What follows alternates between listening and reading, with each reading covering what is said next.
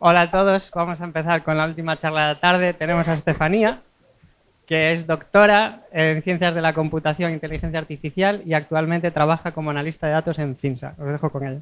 Gracias, Tony.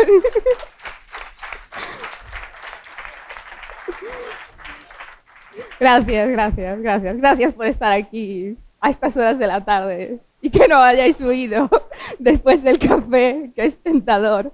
Así que muchas gracias por estar aquí.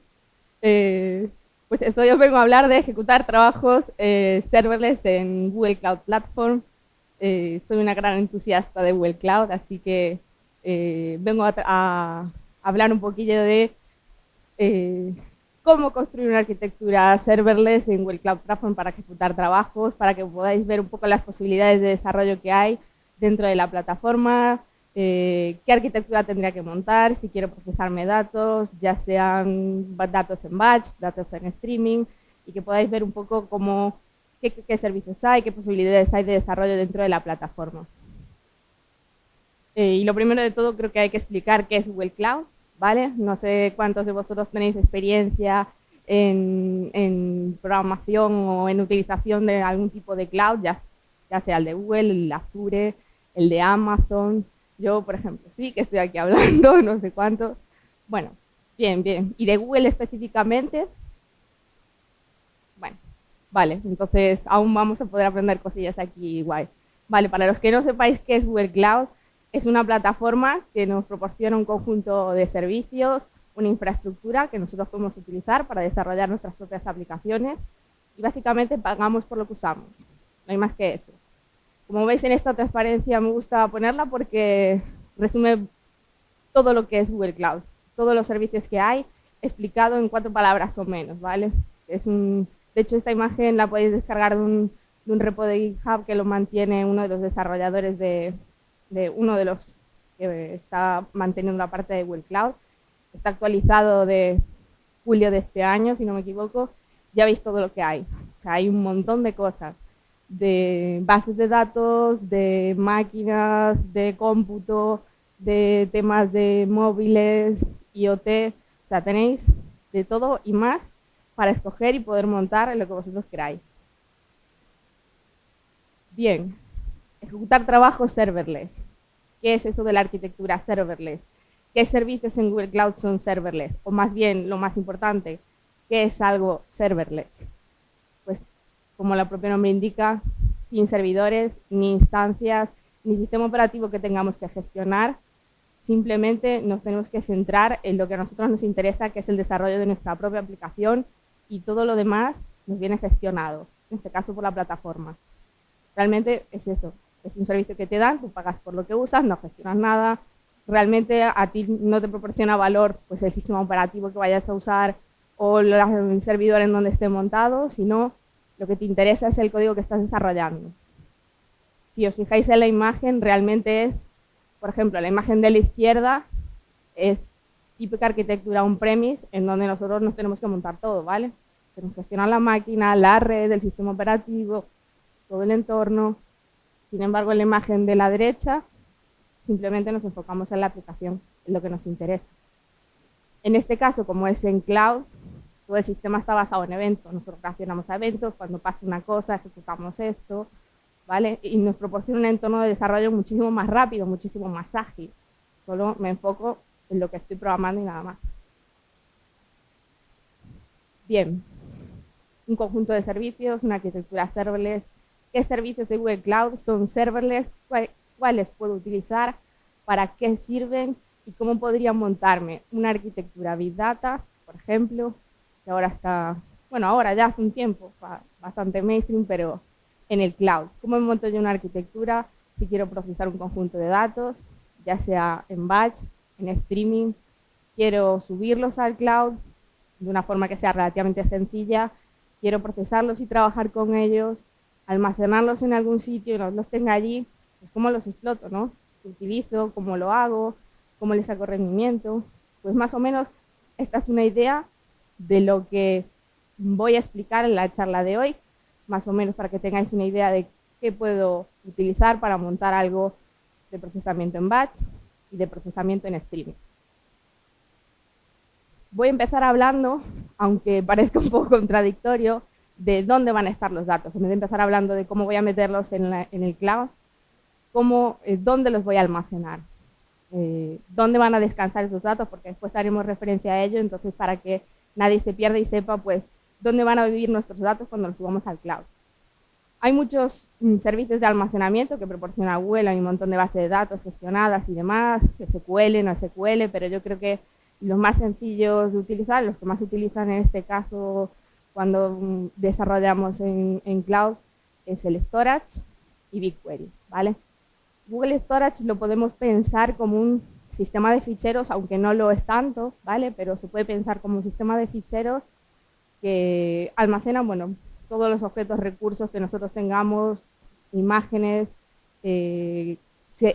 todo lo que es el contenido se organiza en buckets o contenedores de información, por eso digo que es muy parecido a un sistema de archivos que entendemos como directorios, pero realmente son contenedores que después nos proporcionan un acceso unívoco a la información que estamos almacenando. Y dentro de lo que es el storage podemos almacenar la información pues en diferentes regiones que nos dan pues unos beneficios u otros. En el caso de que queramos acceder frecuentemente tenemos un tipo de almacenamiento. Si al final lo que nosotros queremos pues es almacenar backups de seguridad y no vamos a estar accediendo a esa información, pues entonces no necesito un almacenamiento frecuente, cojo uno que me proporcione un almacenamiento online de poco acceso, entonces me van a cobrar menos. Entonces, en ese sentido, pues vamos escogiendo según el tipo de acceso que queramos de los datos, ¿vale? Incluso si queremos replicar los datos en diferentes regiones que tenga Google Cloud alrededor del mundo, ¿vale? En el caso de BigQuery, bajo mi punto de vista, creo que es la joya de la corona de Google Cloud. Es la base de datos de Google Cloud. Es un Data Warehouse columnar, ¿vale? Que se construye a través de SQL estándar. Digamos que el mayor beneficio que ellos proporcionan es un tiempo de respuesta prácticamente lineal, independientemente del número de datos que almacenes allí. Eso es bastante difícil de conseguir, por eso una de sus características es que tiene una escalabilidad prácticamente ilimitada, porque independientemente de la información que tú almacenes ahí, ellos no digo que te garantizan, pero tratan de hacer que la respuesta, el tiempo de respuesta de una query que hagas sea prácticamente en tiempo lineal. Por lo tanto, podemos tener un control allí de cantidad de información bastante brutal, ¿vale? Una vez está allí la información, podemos tener control de acceso a ella a través de todo el sistema de acceso que tiene Google Cloud. Podemos almacenar de forma gratuita, por si queréis probarlo, 1 tera de datos de consulta y 100 gigas de datos, perdón, 1 tera de datos de consulta y 100 gigas de datos almacenados. Es decir, ¿cómo te van a cobrar aquí? Por la cantidad de datos que consultes, ¿vale? De hecho, te hacen una estimación, tú ejecutas una query y te hacen una estimación antes de ejecutarla de la cantidad de información que va a leer la base de datos para resolverte tu query. Entonces tú ahí dices, bueno, pues la ejecuto, no la ejecuto, o pongo un where mejor a mi query y le pongo más filtros, porque si no, pues igual me va a estar recorriendo pues, los terabytes de datos si no quiero, ¿no?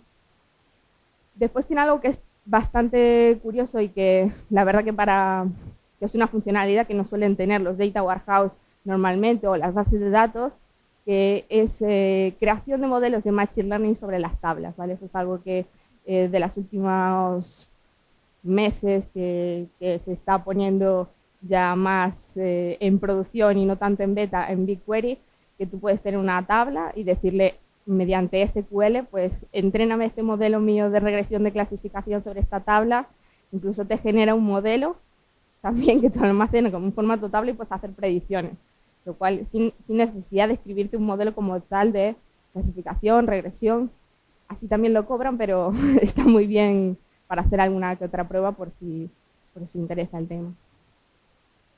Bien, una vez tenemos la información que ya sabemos dónde almacenarla, viene pues una de las partes más importantes, ¿no? Cómo metemos cosas allí, cómo ingestamos datos.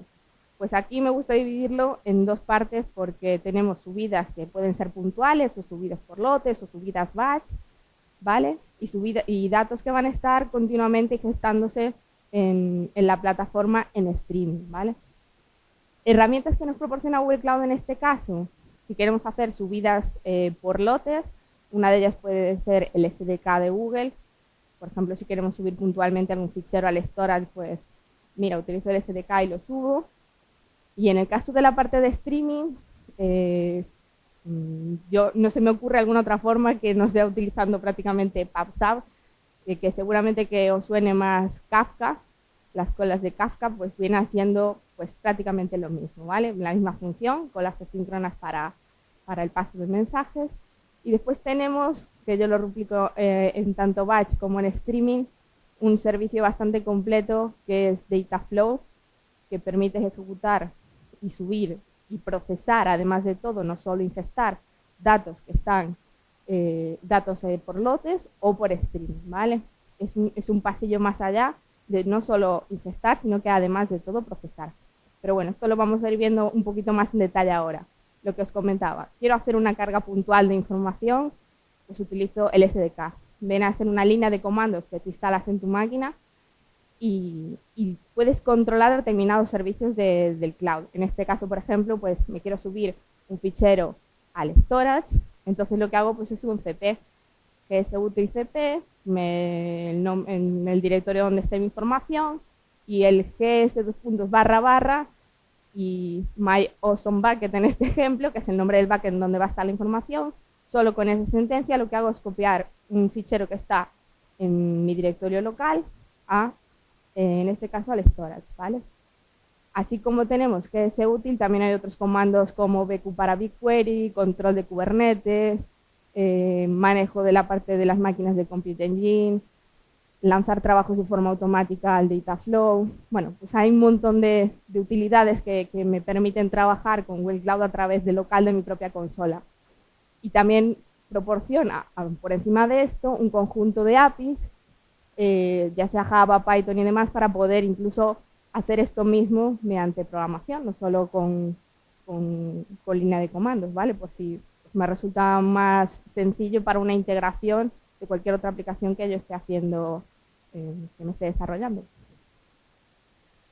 Vale, para la parte de datos en streaming, como os comentaba, PubSub no tiene mayor misterio, es una cola de mensajes asíncrona que se basa en eventos y se organiza por temáticas o topics. Entonces nosotros lo que hacemos es como cliente suscribirnos a un topic y cuando hay información allí la recibimos, ¿vale? Está continuamente pasando la información según nosotros vamos enviando, con baja latencia, escalado de forma automática, también encripta punto a punto. Tiene también un conjunto de APIs en diferentes lenguajes de programación y demás, que nosotros podemos utilizar y atacar y controlar las colas y demás. Básicamente, este sería como el pegamento que une a todos los servicios de Google Cloud, porque si quiero pasar información de un punto a otro, o un servicio a otro de la plataforma, pues la forma que se recomienda dentro de las buenas prácticas es utilizar, por ejemplo, PubSub para enviar la información y poder tener así la interconexión de todos los servicios. Y después ya digo un pasito más allá, explicaba antes Dataflow, que en este caso nos sirve no solo para ingestar datos, sino también para hacer procesamiento, y lo podemos utilizar para ambos mundos, para la parte de batch, para la parte de streaming. Nos permite definir ahí nuestros flujos de trabajo, programarlos para hacer pues cualquier tipo de tele, cualquier tipo de procesado de la información, ya sea pues una transformación pequeña como un procesamiento que necesitemos pues levantar n número de máquinas de forma paralela para que nos procesen toda la información. Nosotros lo que hacemos es programar en Apache Beam, que es el framework en el que está basado Dataflow. En este caso, pues sí que será que tenemos que morir programando en Java, en Python o Go para programarnos lo que se ve ahí, que es el flujo del trabajo, que son esas cajitas que están orientadas a una programación paralela, de forma que cuando nosotros lancemos nuestro trabajo, si Dataflow ve que puede levantar más máquinas para procesarte tu trabajo mucho más rápido, lo va a hacer, va a levantar en el número de máquinas para darte esa información, para hacerte ese procesamiento por el que tú has programado de forma mucho más rápida. ¿Qué pasa si yo no me apaño con Apache Beam, no me aclaro bien en sus lenguajes de programación, quiero utilizar esto pero no sé cómo? bueno, pues si queremos hacer determinadas cosas estándar, como conectarme a una base de datos, hacer una pequeña transformación de los datos y enviarlos a BigQuery, o tengo determinada información en el storage que quiero coger, procesar y me la mando a BigQuery. Pues en ese caso hay unas plantillas que están ya predefinidas y programadas y compiladas disponibles para utilizar, que son parametrizables. Tú le defines, pues léeme este fichero que está en el storage y voy a transformar los datos, pero la transformación de los datos, como es pequeña, lo que hago es, me programo una función de JavaScript que ya viene predefinido el interfaz de cómo debería ser esa función, me programo allí lo que quiero hacer, le paso el nombre de la función mía en donde, del fichero en el que yo he programado mi ETL es sencilla, ¿vale? Y después configuro pues en dónde dónde va a estar la información almacenada en BigQuery, la tabla y demás, dónde va a estar la información. Lanzo el trabajo, que más o menos sería pues el ejemplo que está escrito allí, lanzo el trabajo y se ejecuta. Y no he programado una línea de Apache Beam. Sin embargo, sí que he utilizado pues lo que es el procesamiento y la potencia de cálculo de algo como esto, ¿vale? En este caso, la parte de cobro del servicio va en función del número de máquinas que levante el proceso. Es decir, si al final levanta pues, una máquina pequeña para resolverme la tarea, no pasa nada, está bien, pago por solo esa máquina, pero si levanta 150 máquinas, me van a cobrar por eso. Y es increíblemente fácil no darse cuenta cuántas máquinas levanta, porque a mí me ha pasado, he lanzado un trabajo, aquello levantó 150 máquinas y no levantó más porque hay un límite de máquinas que puedo levantar en un proyecto y está establecido en 150. Y porque me di cuenta, porque si no, aquello pues crecía sin remedio. Pero bueno, no suele ser lo habitual, ¿vale? Bien, tema más de procesamiento. Los datos ya los he ingestado, ya los he metido, ya os he hablado un poquito de Dataflow para procesar la información, pero también, además de eso, otro de los servicios serverless que proporcionan Will Cloud son las Cloud Functions, que también son muy cómodas de utilizar, porque en este caso no necesito saber Apache Beam ni tener una idea de programación paralela, cómo organizar mis flujos de trabajo para que aquello funcione, sino simplemente yo me programo una función. En este caso creo que lo que soporta es Node.js, el 6 ya no, eso lo tendría que corregir, el 8 o el 10, Python, Go, y creo que está en alfa o en beta Java. Me programo ahí mi función en cualquiera de esos lenguajes de programación soportados y ya tengo mi procesamiento. Pero ¿cómo llamo a esta función, vale?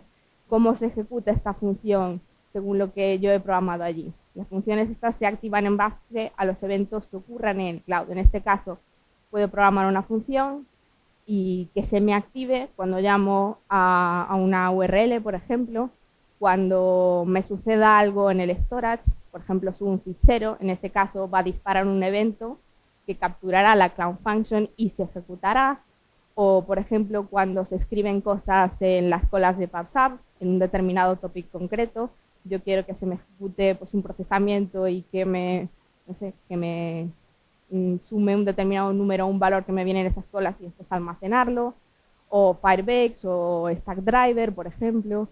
Por lo tanto, van a reaccionar a ese evento, va a ejecutarse, lanzarse, va a autoescalarse, también, igual que Dataflow. Por lo tanto, son bastante útiles, cómodas y mucho más rápidas de desarrollar que en Dataflow, que eso sí que requiere algo más de trabajo. ¿Para qué se usan principalmente? Sobre todo para despliegues de microservicios, son muy útiles, o incluso para backends de aplicaciones, o para, por ejemplo, estar escuchando colas de PubSub que están streameando datos continuamente y quieres hacer un pequeño preprocesado, no te interesa levantarte un Dataflow y ejecutas una Cloud Function, por ejemplo. Son bastante rápidas de lanzar, de probar y de programar. Al final, si no vamos a hacer nada extraño. Bien, para hacer un poco resumen de qué es lo que os estoy contando hasta ahora y poneros un poco en imagen de arquitectura, qué es lo que se está montando, de lo que comentamos de ingesta y pipeline de procesamiento en batch, ¿vale? Por ejemplo, queremos subir datos puntuales con el SDK, Después, obviamente van a estar en el storage, porque si hacemos un CP, pues van a estar en storage. Después cogemos, levantamos un data flow, procesamos la información, por ejemplo, porque pues, mi procesamiento va a ser pues, importante, entonces me levanto un trabajo de data flow y lo escribo en BigQuery, por ejemplo. Uno de los tantos otros arquitecturas que podría montar. Y en el caso de streaming, pues sería un poco más de lo mismo que vimos al principio. Me levanto una cola de PubSub que me está pues streameando, no sé, la información de un sensor que tengo desplegado pues en casa, ¿no?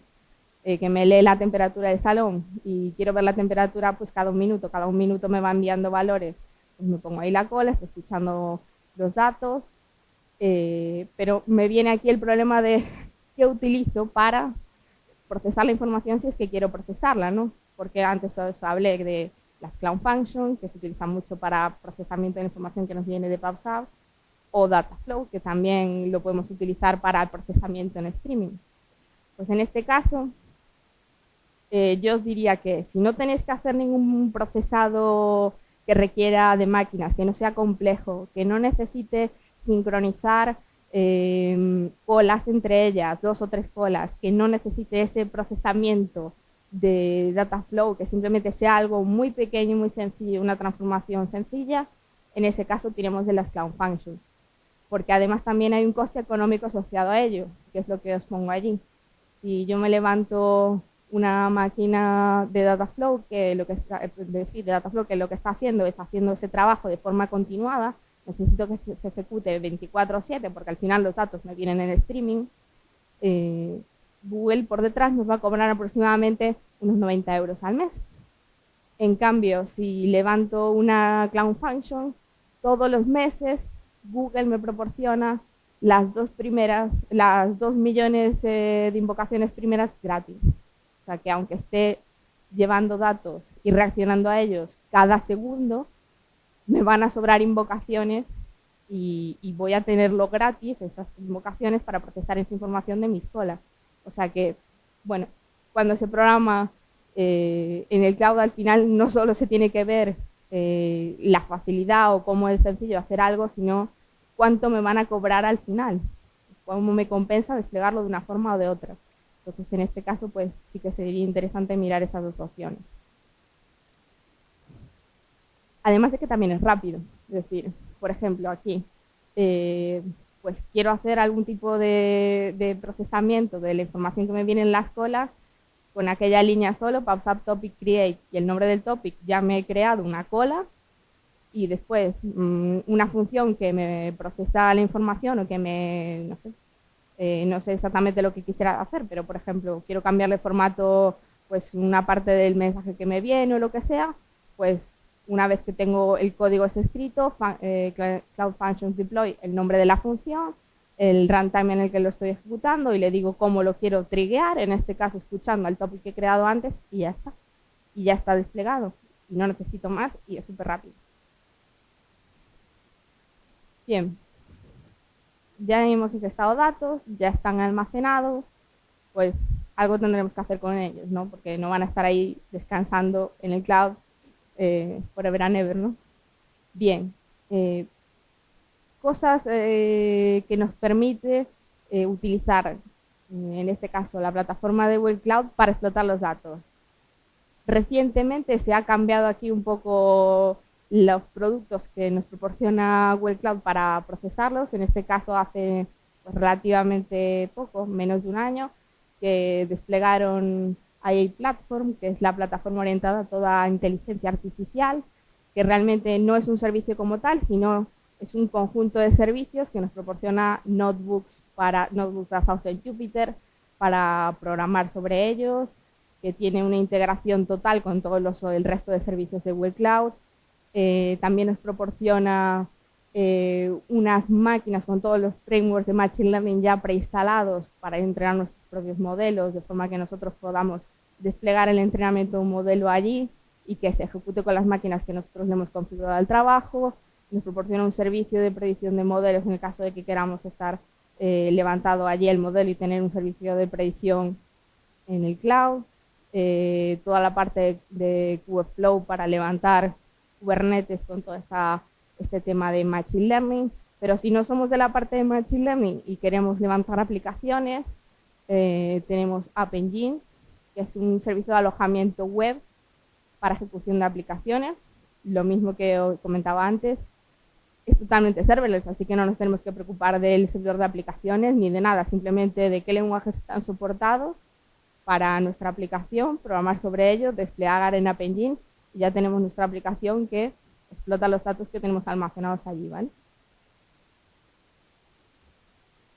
Pues esta sería un poco un resumen overview de lo que sería pues toda la arquitectura en el caso de que tengamos explotación de diferentes datos, ¿vale?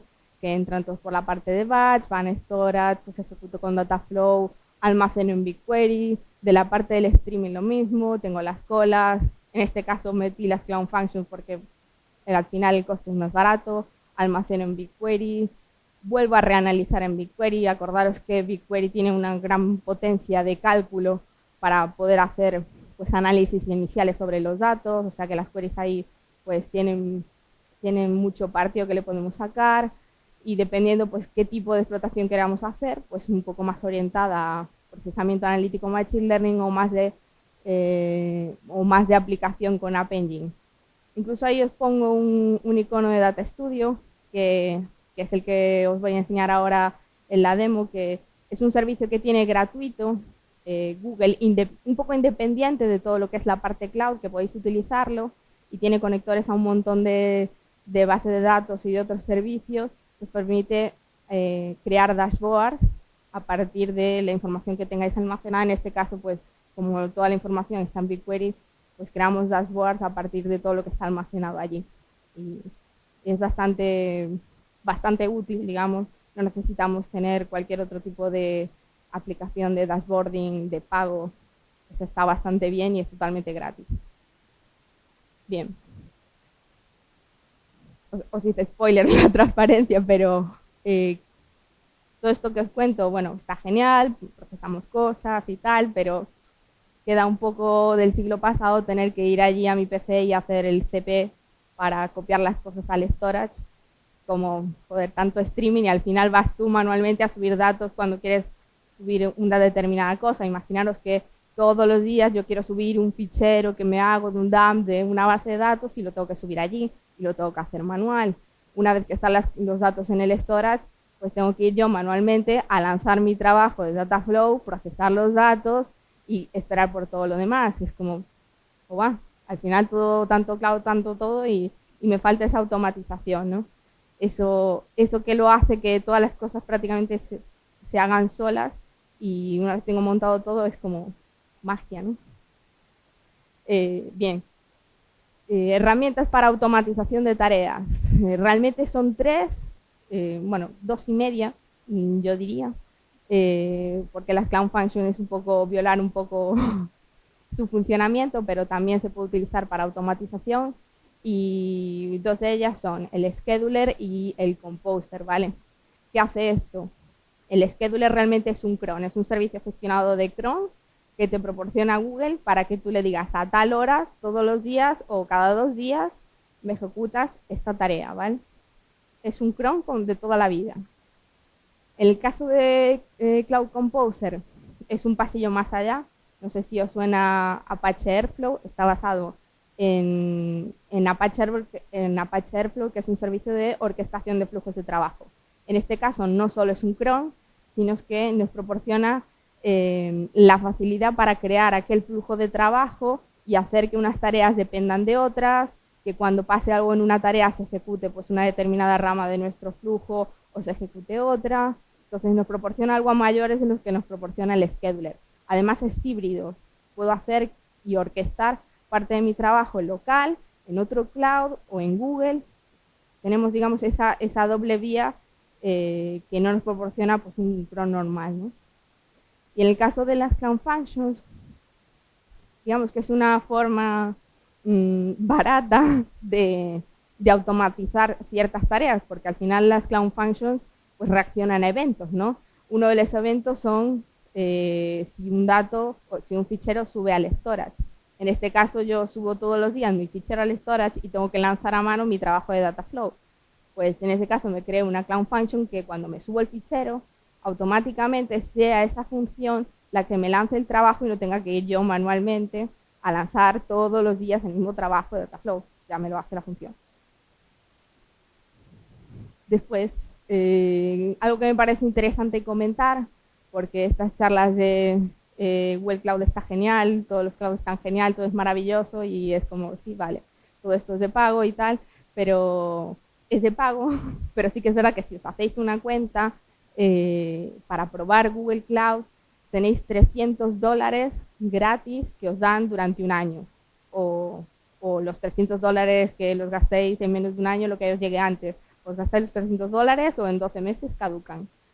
Y además de eso, una vez pase ese tiempo y ese dinero, siempre tenéis gratis un tier en cada uno de los servicios en cada mes que no os van a cobrar. Por ejemplo, antes os decía, las Cloud Functions, las 2 primeras millones de invocaciones que hagáis de las funciones, no os las cobran. Y eso todos los meses, independientemente de esos $300, ¿vale? O sea que, o por ejemplo en BigQuery, que tenéis almacenamiento de 1 terabyte y 100 gigas de consulta gratis, siempre.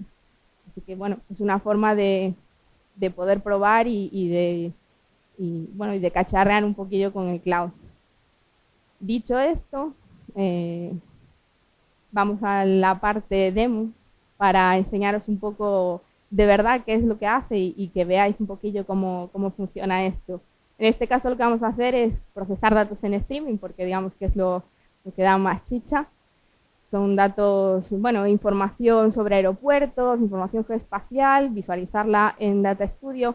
Os dejo ahí un enlace de GitHub del repositorio donde quité el ejemplo, que la verdad que están todos bastante bien, están mantenidos por Google Cloud, y hay un libro de O'Reilly que justamente es Data Science on GCP, que también os lo recomiendo por si queréis introduciros en el mundillo. Está muy bien y muy completo, y los ejemplos también están muy bien. Esto es un poquillo la arquitectura de qué es lo que va a pasar cuando, si sale todo bien, la demo no estalla como una palomita, pues es lo que va a pasar, ¿vale? Vamos a simular que estamos streameando datos en streaming.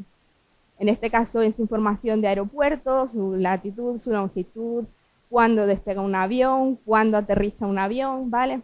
Se van a levantar en este caso 3 colas, una cola de control, 2 y otras 2 de llegada y otra de salida, y se van a ir ingestando esta información, ¿vale? Va a simular esa ingesta de información en tiempo real. Si tuviéramos realmente un servicio al que yo me conectara para tener esa información, necesitaría la simulación, pero bueno, vamos a hacer esa simulación. Después vamos a levantar un trabajo de Dataflow que lo que va a hacer es ir cogiendo la información de la cola de llegadas y la cola de salidas, y va a calcular el tiempo de retraso de los vuelos que han salido de los aeropuertos, ¿vale? Entonces, salió a esta hora, llegó hasta tal hora, entonces tuvo este tiempo de retraso, y una vez que calcule toda esa información, la va a almacenar en una tabla en BigQuery. Una vez que estemos allí, pues podemos consultar la información, ver en qué aeropuertos hay más vuelos con retraso y demás, y vamos a crear un dashboard en Data Studio en que podemos ir refrescando para que se vaya visualizando toda esa información que va llegando en tiempo real y que podamos ver gráficamente qué aeropuertos acumulan el mayor tiempo de retraso de llegada de los vuelos o el mayor tiempo de retraso de salida de los vuelos, ¿vale? Así que, si todo sale bien, bueno, esta es la pinta más o menos que tiene cuando nos logueamos en Google Cloud Platform, ¿vale? En este caso, me levanté una máquina, que es la que va a simular la ingesta de los datos. Os enseño más o menos, por ejemplo, las colas de PubSub. En este caso es como se vería la información, ahora no hay nada.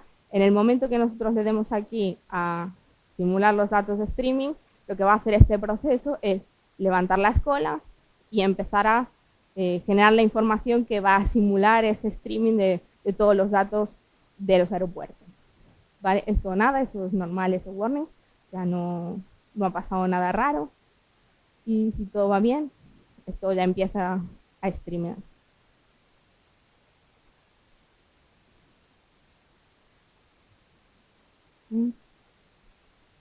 A ver, sí, ahí está. Bueno, supongo el scroll, ahí está, vale. Ya está publicándose la información. Ahí veis que, bueno, se imprime información de las colas, de en cuál de las colas se está escribiendo, una de salida, otra de control, demás. Vamos a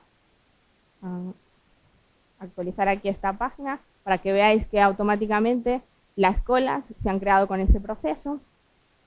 De hecho, si accedemos a alguna de ellas, por ejemplo, a la cola de salida,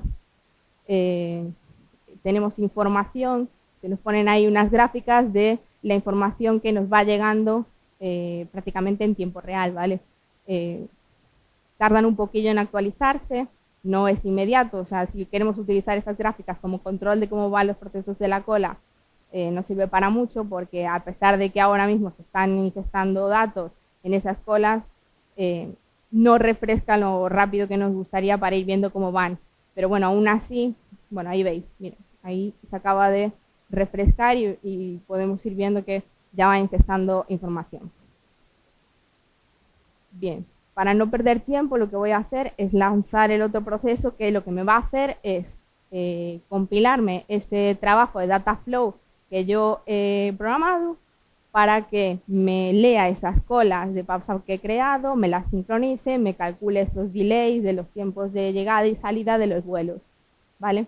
Esto lo que me va a hacer es levantarme ese trabajo de Dataflow en streaming, que vamos a ir yendo a Dataflow para que podáis verlo, para que veáis qué pinta tiene. Por ejemplo, aquí en este caso son otros trabajos que he lanzado. De hecho, este es un trabajo que ya lo veis allí en la columna tipo. No sé si se ve, pero no sé cómo ponerlo más grande en este portátil. Aquí, vale. Bien. Por ejemplo, este es un trabajo que se ha ejecutado por lotes. ¿Veis para que veáis la pinta que tiene? Bueno, ¿qué le pasó? Vamos a ponerlo más pequeño, ¿vale? Tenéis información del trabajo, el número de máquinas, cómo se ha lanzado, en este caso no hubo warning, ¿vale? Vale. Como veis aquí, mi trabajo se compiló, lo subió al cloud, me creó el trabajo en streaming y está aquí, ¿vale? Como veis es un tanto complejo el flujo de trabajo del procesamiento de la información aquí.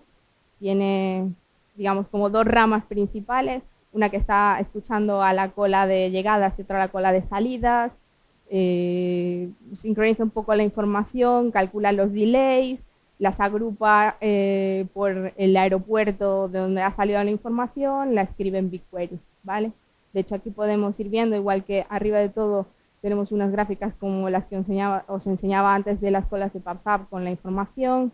Aquí abajo os da la información del número de máquinas que va levantando el proceso, ¿vale? Para bueno, escalar esto de forma automática. Vale, bien. Esto lo que hace es ir a BigQuery y crearnos esa tabla con información de los tiempos de retraso de los vuelos en cada uno de los aeropuertos, ¿vale? Vamos aquí, en este caso,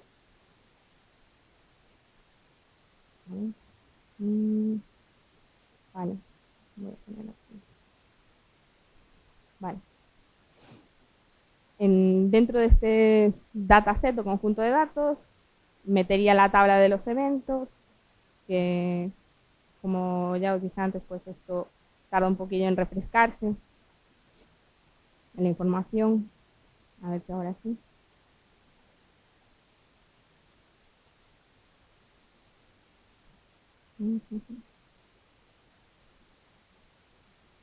Puedo ir enseñando más o menos, pero una tabla tal que así. Yo tengo otra creada por si esto pasaba y sucedía de que no refresca todo lo rápido que quiero, ¿vale? La información que se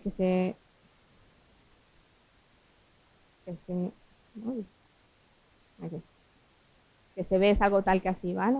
Va calculando para cada uno de los aeropuertos el tiempo que acumulan de salida y el tiempo que acumulan de llegada y el número de vuelos, ¿vale?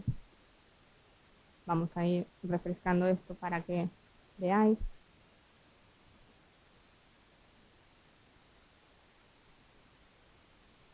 Vale, ahí está.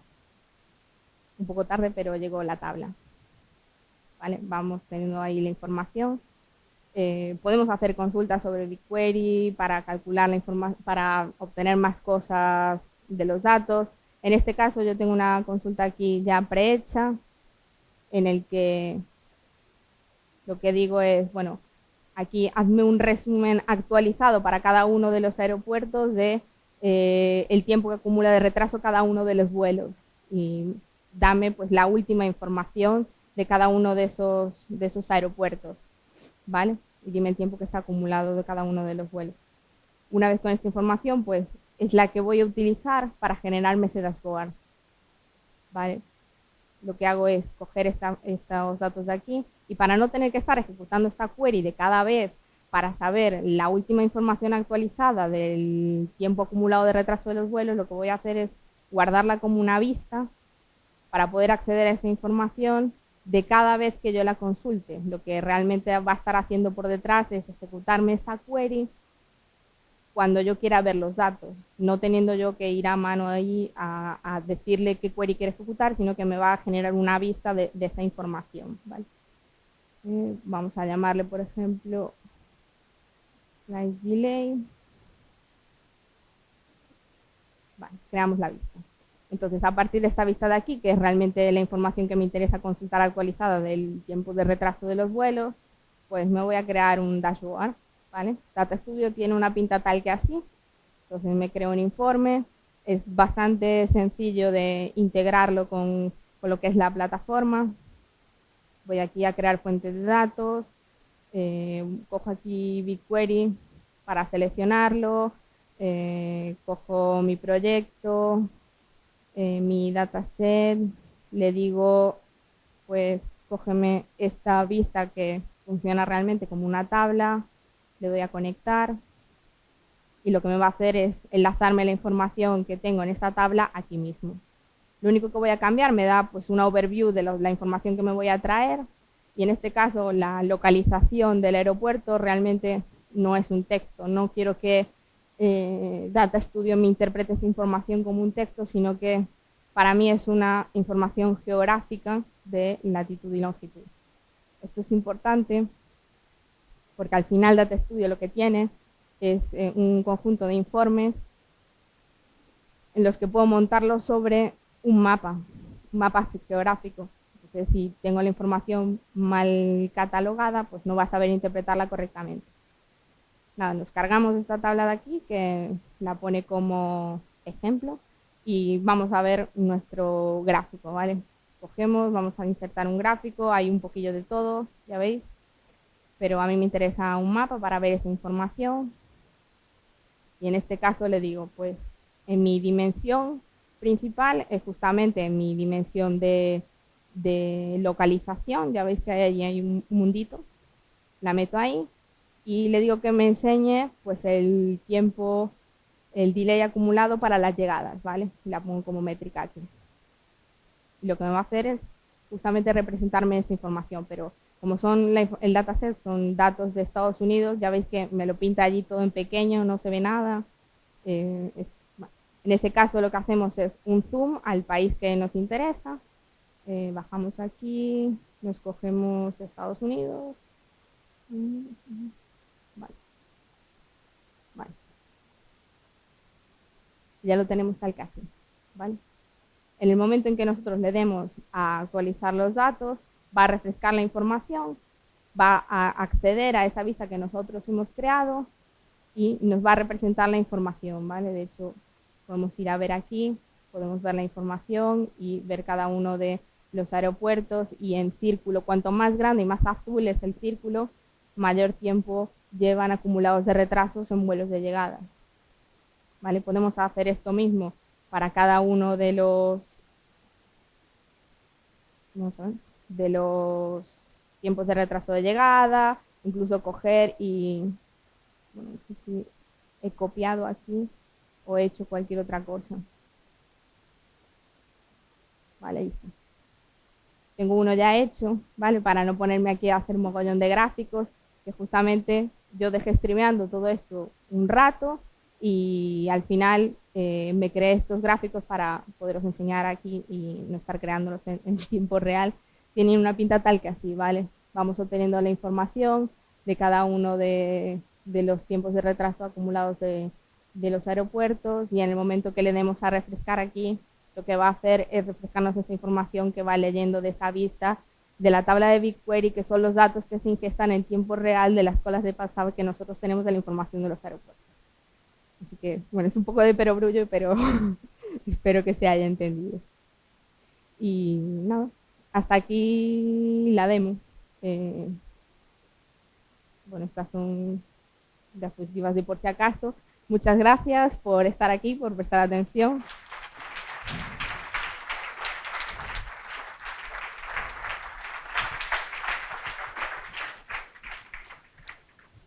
¿Tenéis alguna preguntilla? ¿Quieren irse a casa? Porque el sitio más lejos.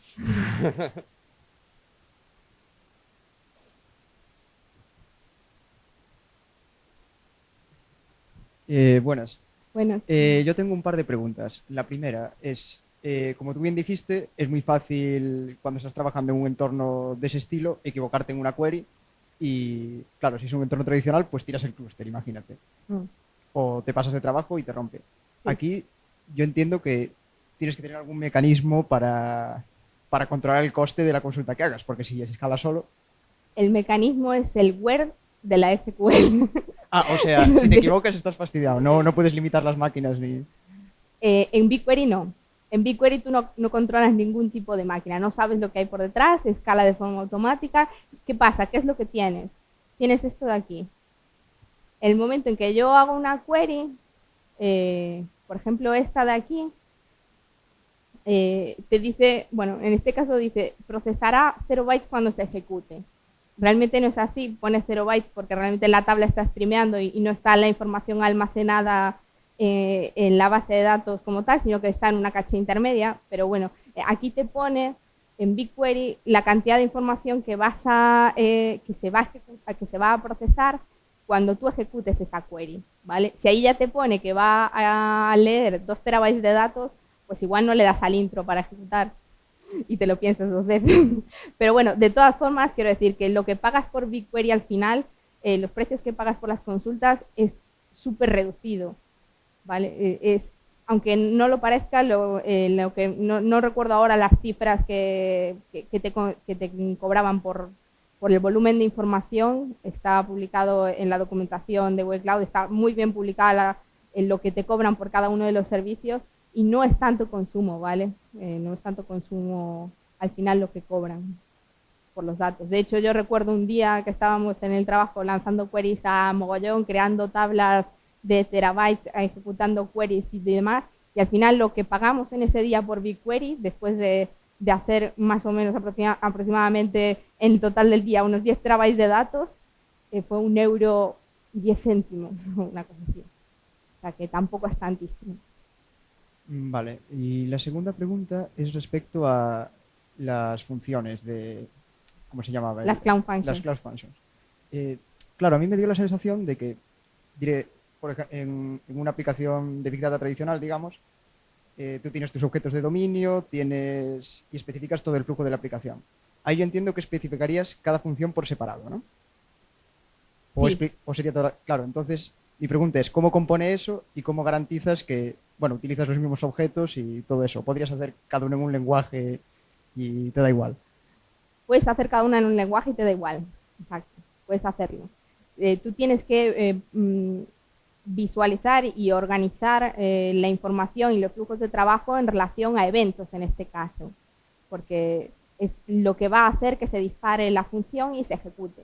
Entonces, ¿cómo lo organizas? Pues en determinadas funcionalidades que quieras hacer o que quieres que se obtenga un resultado cuando pase algo.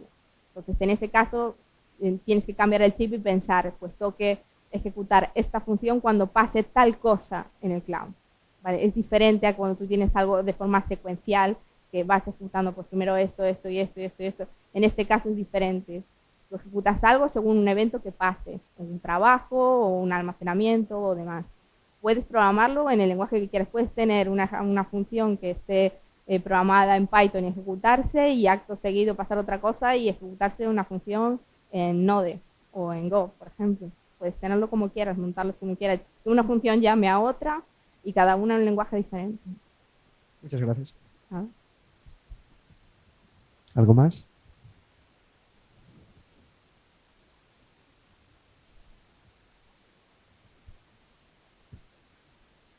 Bueno, pues muchas gracias. Nada.